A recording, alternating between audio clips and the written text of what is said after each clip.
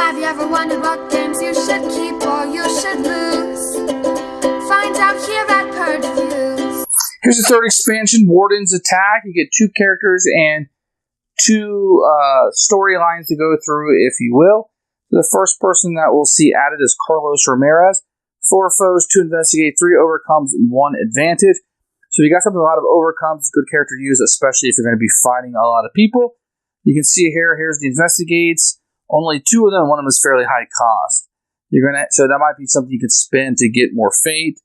The advantage is rather cheap. The obstacles are a lot to choose from here, but you do need kind of close range with that. You can have some attack, fairly strong attack. They do have some costly, and a couple of these are going to be 1 ranges, going to have an infinite. It's a little bit of variety there. Let's take a look at the power. If you flip this card over, choose any one player, including yourself, take 1 card back from the discard pile. So you have somebody with a really strong card that's really, really good. When you discard for fate, you may remove 1 clue from any one case and add 2 hits to the foe. So if you're struggling to kill somebody or need something, you can kind of transfer those around. That can be extremely helpful. And Anesthesia Lucio, I guess I pronounced that correctly. 3 attack, 3 obstacles, 2 overcome, and 2 advantage. Very, very general character here. So you can do a little bit of everything and doesn't specialize. This is something I might use as my 4th character as opposed to going in, like a solo game or something. So a couple of these overcomes, fairly cheap, decent range. They have advantages, but the range is going to go with the price. You're going to have some good foes. It can be a little bit expensive, but some massive hits that can be done. And really, investigate is where I think she's going to be at, even though 1 does here requires rolling of the dice. When you discard for FP, you may only add 1 clue to the case with the highest solvable, or add 1 hit to the foe with the highest value. And then as you turn, flip this card to move all clues from any one case to any one case. Move all hits from 1 foe to another foe. That can be really good if you need to kill somebody quickly or solve something, and you just weren't able to get things out where you need to be, or need to move them in range. That can be really cool. So the first little story you're going to have here is Small Favor, rather. Let's talk about that. So there's going to be 6 foes. So you're going to need attack heavy, 2 cases. Don't need a lot of investigate. 2 obstacles and 2 advantages. So for this one, you'll need some attackers in this one. There's the chart to roll at the end. You can see pretty evenly. You're going to have a couple advantages. The cases aren't going to be too bad. This one's a 13. That's fairly high. But you're going to have a lot of people to kill without being really high. So you have something as cheap as 5. When defeated, you get to add 2 clues.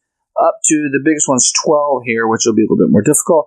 And a couple of obstacles. This one's very, very attack friendly. So you want some attackers on this one. Finally, we're going to have Turncoat. 3 foes, 3 cases, 2 obstacles, and 4 advantages. So this is going to be one of your easier ones if you ask me. A couple of these obstacles for you to overcome. Here is your showdown. Look, not a whole lot here, so you need to be careful. You either want a lot of fate on it or none, depending on how you want to beat that. So here's some advantages, which are great. They don't really hurt you too much. So you're already starting out with an even distribution of cases and foes. That's pretty good, because you can go in and kill some foes, even though these are kind of high, 20 plus. It's pretty big, actually. But these cases can definitely be one. You can see the repeating artwork quite a bit. I like this one. I find this Turncoat to be one of the easier ones. You just got to pound those guys in. I like this one quite a bit. It's probably one of my favorite characters to play, very evenly. I feel like even characters, but I did like these things that you had to go through. These 2 right here were really fun. A little bit on the easier side. Maybe start here. This is the 3rd one that comes out. Didn't care for these characters as much as I like these. These are ones I really, really liked having in the collection and really liked having. And I would add these in. Probably after the 2nd expansion, add this one in, and then the 1st expansion. But really, you're probably going to pick what characters you like and add those in first. Thanks for watching the video. I really appreciate you tuning in. If you liked it, please like it and hit that little subscribe button. That really helps out the channel. Lets us know that you're getting the videos that you want. If you agreed or disagree with what I said, feel free to comment below. I'd love to hear what you have to say, and I promise that I will comment back. Thanks for watching, and everybody else, keep playing.